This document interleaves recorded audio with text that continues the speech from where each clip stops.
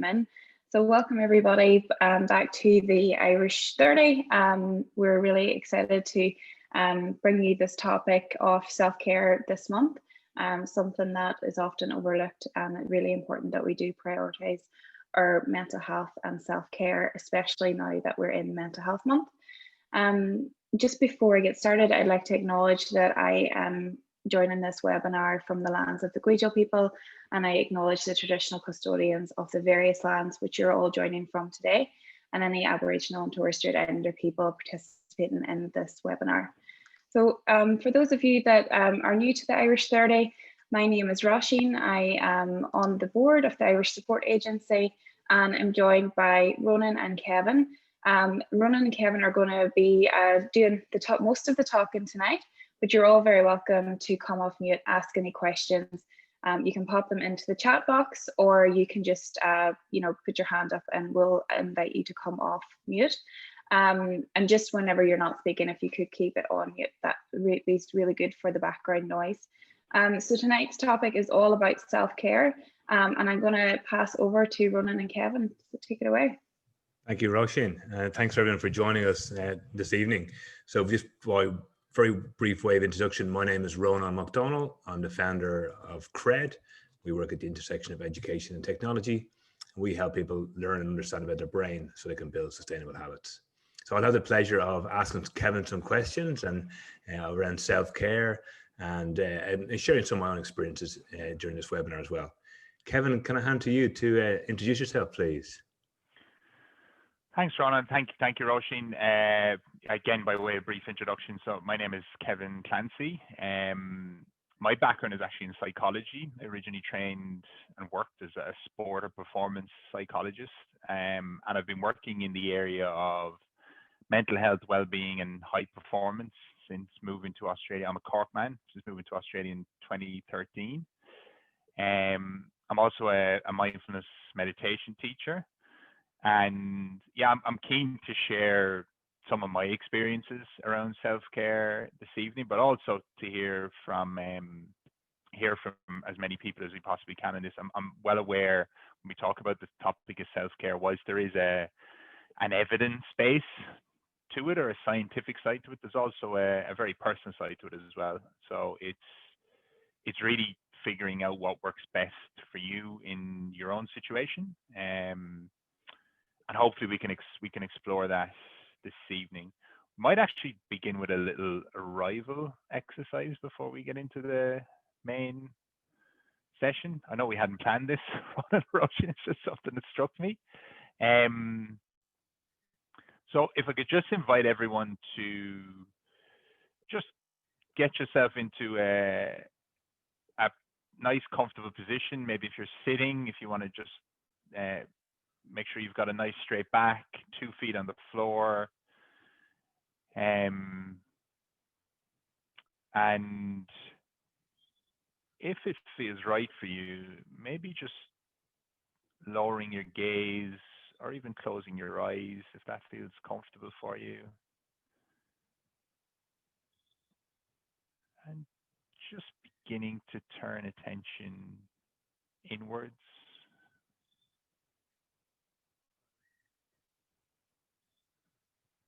And as you pause in this way, just noticing what's here for you in this moment. Maybe particular thoughts, feelings, maybe just particular sounds coming into awareness, or even sensations in the body. Just taking a moment to notice what's showing up for you when you turn attention inwards.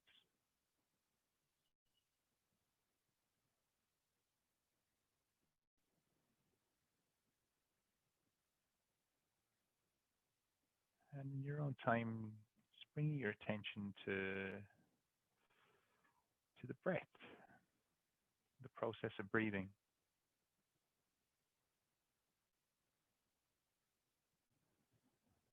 Just noticing the breath as it moves in and out of the body.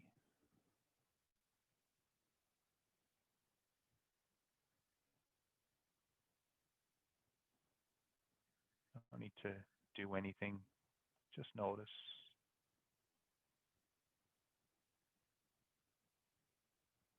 And perhaps bring attention to some of the sensations associated with breathing.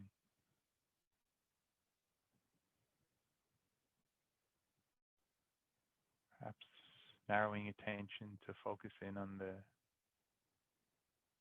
slight change in temperature in the air as it moves in through the nostrils.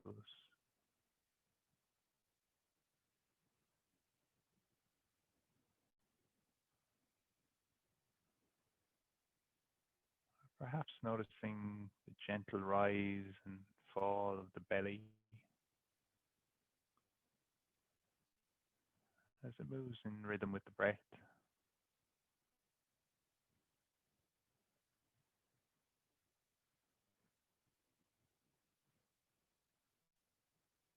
And as we bring this arrival practice to a close, you might want to maybe gently stretch the body or just invite in some movement. And in your own time, opening the eyes.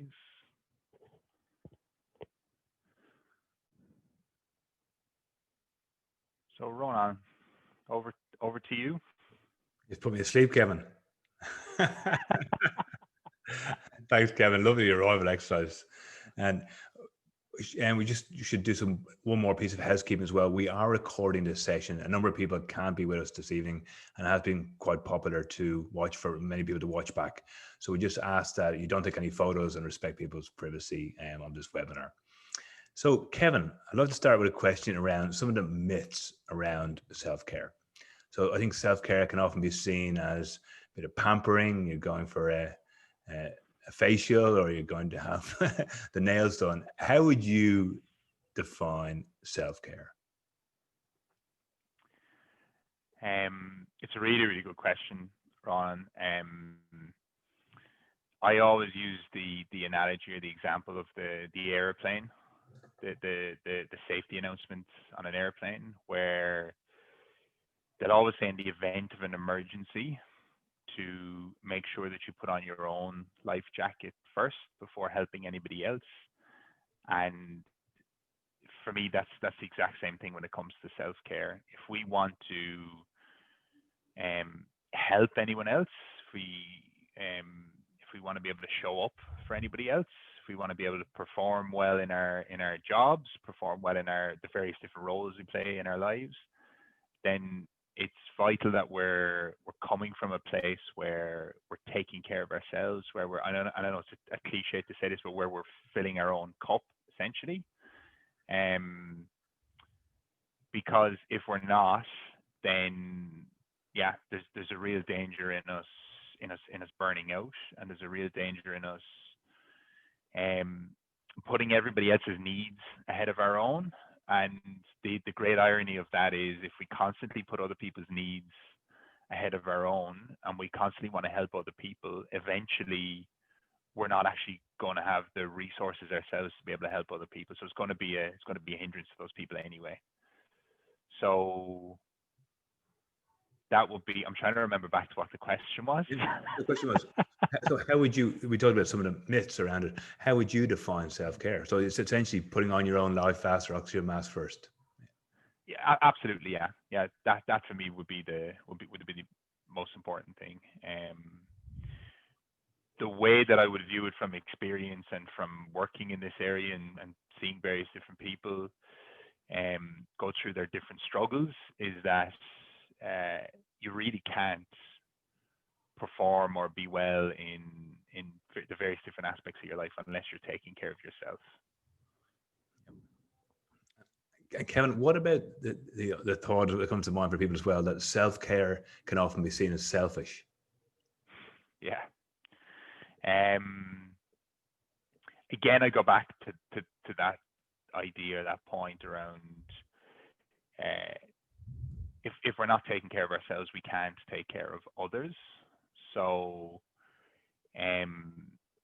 so sometimes it can be seen as being self-indulgent. And don't get me wrong, if you're completely immersed in yourself and you're overdoing things, then it can be that way. And it can actually be selfish. But I think for the most part, and certainly in my experience, you tend to see less of that. You tend to see, it's rare that you come across people that you say, my God, that person is taking too good a care of themselves in terms of their own self-care.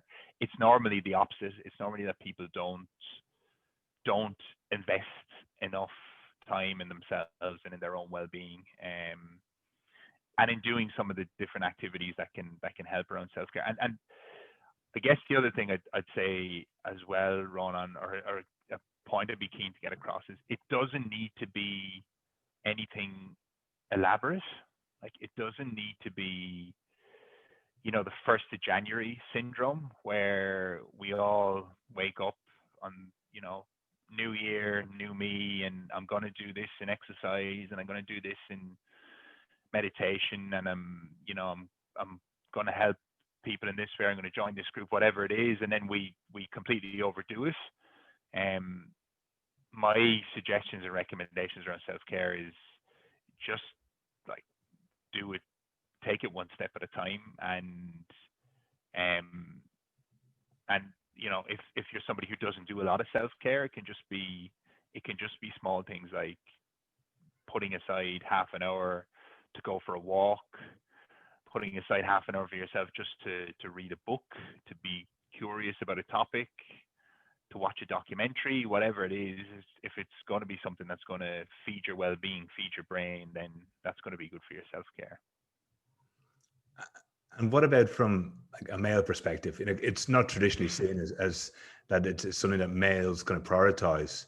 So, how do you put in some of those rituals? You've shared with me in the past, Kevin, you do some really cool things. I'd love to, if you could share with our community some of the things that you do to support your own element of and create care for yourself in your life. Yeah. So just, and firstly, I'll say I'm a bit of a freak with some of this stuff, Ronan, because obviously I work in the area. So just from a male perspective, I think it's an interesting one in that there's this idea of the male traditional role has always been the male as the provider. So, and again, this is being very stereotypical, but a stereotypical way, if I think about my father or uncles, or a typical way that they took care of themselves was, you went to the pub and you had your however many pints. The role of the male within the family and the role of the male within society has changed considerably in recent years. And I think there's still that little bit of men feeling that they have to fit a certain stereotype, and that is changing. But and that can play negatively into the whole area of self-care. For me, one of the things that I've learned about myself over the years, I'm quite hard on myself, and quite self-critical, and set quite high standards for myself. And to be honest, I know from working with a variety of different people, that wouldn't be unusual. The bit for me around self-care was actually trying to develop more of that care side of things. So I've always been big into exercise and worked in sport and played sport, but always saw my body really, in my physical body, as just a means to an end. It was just something that you drove as hard as you possibly could. It's really only since I've gone down this mindfulness journey and done some retreats and things like that I've realized that taking that approach to things has meant that, I carry a lot of tension in my physical body. And a big thing for me is switching from, running marathons and doing that, which I've done in the past, to more stretching and yoga and those types of activities, just to actually release tension. another big thing for me in terms of the standards that I set for myself, where I play around a lot with timelines and time frames. So rather than saying, for example, I need to exercise, let's use exercise just as a simple example, I need to exercise 3 times this week. I actually push that out to monthly, that if I set monthly targets and I say I need to exercise, I don't know, let's say 10 times in a month, that just takes pressure off then, that it's not something that has to be done immediately, or if I don't hit the target this week, then it's the end of the world. It's something that can be stretched out over the month, and even you can do that over 3 months, over 12 months. And the other thing I do, just related to that as well, I keep a spreadsheet on my laptop. So I'm well aware, obviously in the area that I'm working in, of the importance of areas like sleep, of meditation, of exercise, of yoga and stretching, which I mentioned, of even journaling, like keeping a diary. So, and this is why I say I'm a little bit of a freak, or a bit of an extreme maybe, but what I found has helped me is I have this spreadsheet that I track on a monthly basis. So I've come up with a little scoring system. If I've exercised, I get 1 point. If I've slept well, I get 1 point. If my diet has been good that day, I get 1 point. And then I figured out over the month whether I've had a good month or not. And again, that was just a way for me to kind of break things down, and to be a little bit less harsh on myself. To just say that, look, okay, maybe I didn't get to go out and exercise today, but actually I slept really well. My diet was good. You know, I wrote in a diary for 10 minutes today, and that really helped my mood. So it was just a way that I used, and I'm happy to share the template that I use with anybody that's interested. But it was just a way that I used to really, invest in myself, but not go to the extreme of being too hard on myself when it comes to self-care. It sounds like you have a tremendous level of balance there. That's what struck me, Kevin, that it's not just all eggs in one basket. I'm going to exercise as my one way. You've got almost this holistic approach, and you take the time out to look down and review and reflect. But the other word that came to mind when I hear you speak there is being kind to yourself as well. I think, you talk about, you said the word care, and I think we're all our own worst critics at times as well. So and I love that move from 3 times a week to 10 times a month, and knowing and giving ourselves some permission to know that, some weeks are not going to be great, and we're not always going to eat well or sleep well. Kim, what else is in that spreadsheet? I'm sure, I know you said, it might be a bit much, but I'm sure people are really curious to hear. So I've got sleep, diet, meditation, stretching or yoga. I've got just a mood, and again, this is just something for me, with it being Mental Health Month as well. I would be very conscious that in the past, in particular, just of like my mental health, like anybody really, going up and down, and just keeping an eye on that. It's interesting. One of the things we were speaking about just before we came on the call was the whole area of identity, and people through this whole COVID, this pandemic, losing part of their identity. One of the times in my life where I really lost my identity, and it caught me completely by surprise, is when I left Ireland. I worked in Ireland as a sports psychologist, and worked in sport for a number of years, and had been kind of on a treadmill probably for 6 or 7 years, working 7 days a week. And actually, when I stopped that, and just in the time before I moved to Australia, I probably had 2 months where, from a mental health perspective, it's as bad as I've experienced. It's probably not quite as bad, but it was on a par with, I lost my father a few years back, and it was on a par with that. And it was that sense of losing my identity and not knowing what was coming next. So that was something that that I'm still very conscious of, that that I just monitor that and make sure that my mood, if my mood is not where it should be for a number of days, then that's for me to really start asking questions. In the past, I've gone, around that period, I went and I got counseling and got support, which I found hugely beneficial. And that's another thing, actually, just in terms of self-care, because everything we're talking about so far is things you do or you can do on your own to invest in yourself. The importance of other people and seeking help cannot be underestimated. Again, I think I might have even mentioned this previously on one of these calls, but as humans, we're a social creature. We wouldn't have survived throughout evolution without each other. So the importance of us, and again, there's some really exciting stuff, Ronan, I don't know about this emerging, and Roisin, around some of the brain science around how our brains are connected with each other. So that's hugely important, reaching out and asking for help when we need it.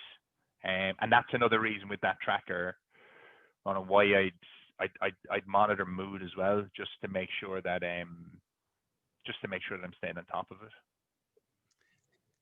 Kevin, what type of support networks, as much as you can share, but it sounds like you've got a rich tapestry of people around you as well, and you're very, shared as well, that you went and asked for help and sought help as well. But who do you have in your corner? Who's cheering you on? Who can you go and ask for help? What types of people do you have around you? I've got you, Ronan, anyway. Yeah.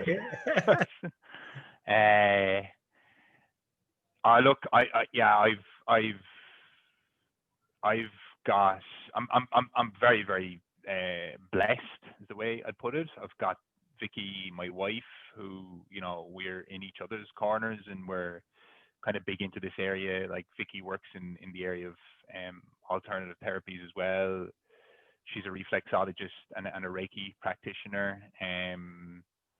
So she recognizes the importance of this as well. And I've got a good group of friends. I'm fortunate as well to be part of this a group. We call ourselves the Irish Men's Wellness Group, which we came together maybe 2.5 years ago, as a group of 6 or 7 of us, who catch up kind of maybe 4 or 5 times a year, and we really just kind of lean on each other, go through different issues or challenges that are coming up in our lives, and kind of help each other and support each other through that. And then I've got, I mentioned I've gone to counseling in the past. I've got that option there if it's needed. And then the other things, and this isn't, I would regard these as being part of my support network. The things I spoke about, the regular meditation, exercise, trying to get enough sleep. It's not always possible. Trying to eat the right foods. I would regard those as well as being a key part of my support network. Thanks, Kevin. And before we hand over, I'm sure there's be some questions from the community. You recently became a dad, Kevin. So congratulations as well from all of us here in the Irish 30 and the Irish community. How has that, I guess, positively impacted and perhaps also put an extra pressure on you in terms of self-care as well? Yeah, look, it's really difficult to be honest, because like, for me, when I talk about all those different elements, the one that actually I think is the foundation for them all, for exercise and meditation and diet and all those, is actually sleep. Now I'm very blessed in that Vicky, my wife, I'm unusual in being a new dad in that I generally tend to get somewhere between 6 and 8 hours on a work night. And Vicky, because she does the feeds and things like that. But even for the first few weeks, it's really difficult when you're fatigued and you're overtired and you're you're struggling for sleep to do anything else. So that'd be a huge thing, I would say, from a self-care perspective. In terms of the way I'm getting around it as well, it's just being adaptable. So rather than being able to go for a run, for example, as exercise, I just do some exercise here in my office. Even if it's just for 15 or 20 minutes, it's just getting something done to just help invest in myself. Knowing then when I do that, that I'll be of better support to Vicky and Ella, our daughter. So it is challenging, but it's absolutely possible. And I mean, Ronan, you could probably speak better on that with 3 kids, and particularly having had twins. I can't remember some of those first years with the twins, Kevin, in all honesty. Yeah. But you find a way, and I think, you know, as you say, the adaptability and being flexible, and you know, some of the things we thought we used to be able to do, just finding new ways of doing things. So yeah, like I found recently I had a hip replacement, and my go-to thing was running, and people were saying, "Oh, how are you coping from a mental health and well-being perspective?" And I just said, "Well, I've replaced it with walking now. That's my thing now. I get my joy and my energy from walking." So we find new ways. I'm sure there are some questions in the community. Does anyone have a question specifically for Kevin or Roisin? Anything coming through in the chat? No, nothing in the chat. If anyone does have a question, we invite you to come off mute, and please do feel free to ask Kevin a question.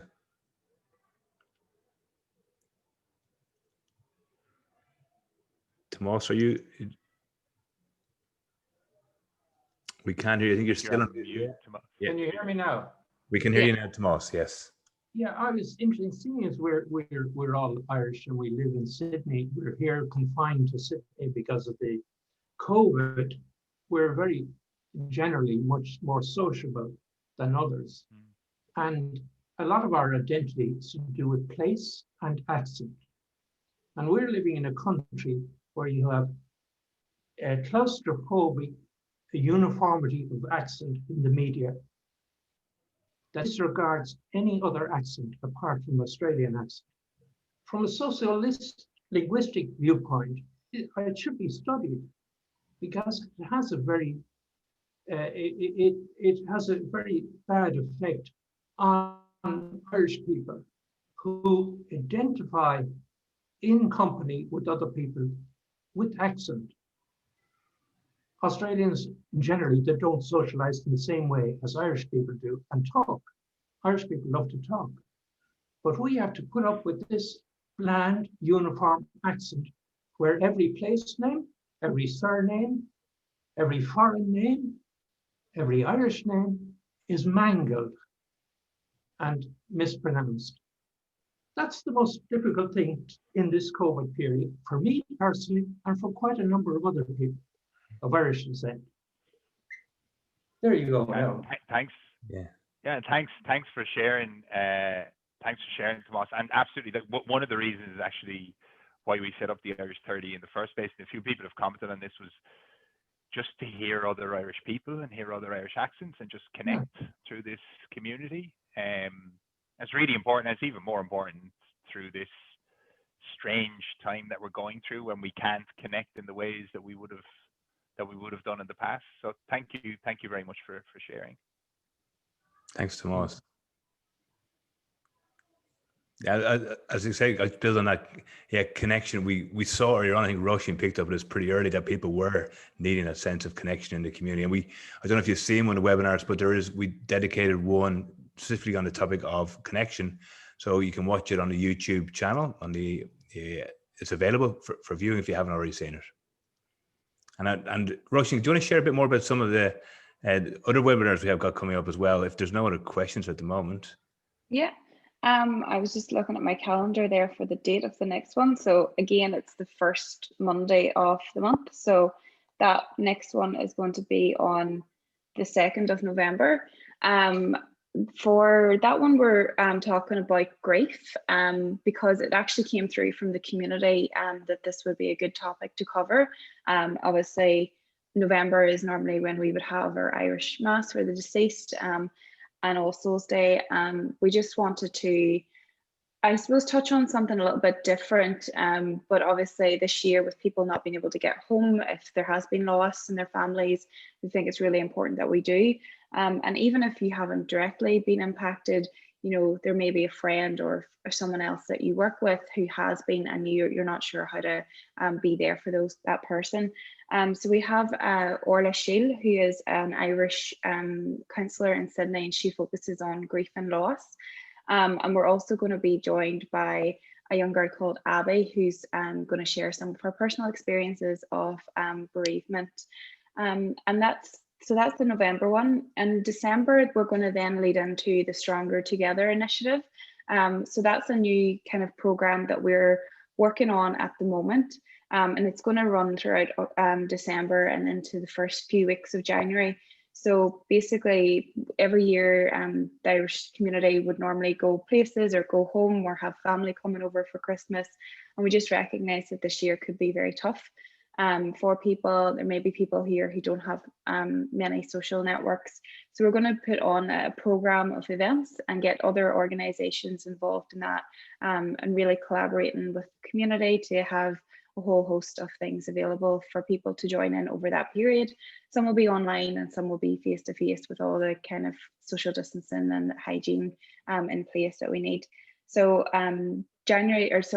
December episode will kind of focus on that, but we are going to get involved, you know, just some tips on how to manage the festive period if you're maybe not feeling the best and you struggle. Sometimes Christmas is tough for people anyway, so we're going to focus on that. Thanks, Roisin. So it has just come after 7:30 Sydney time. We want to thank everyone for making the time to be with us and connect as a community.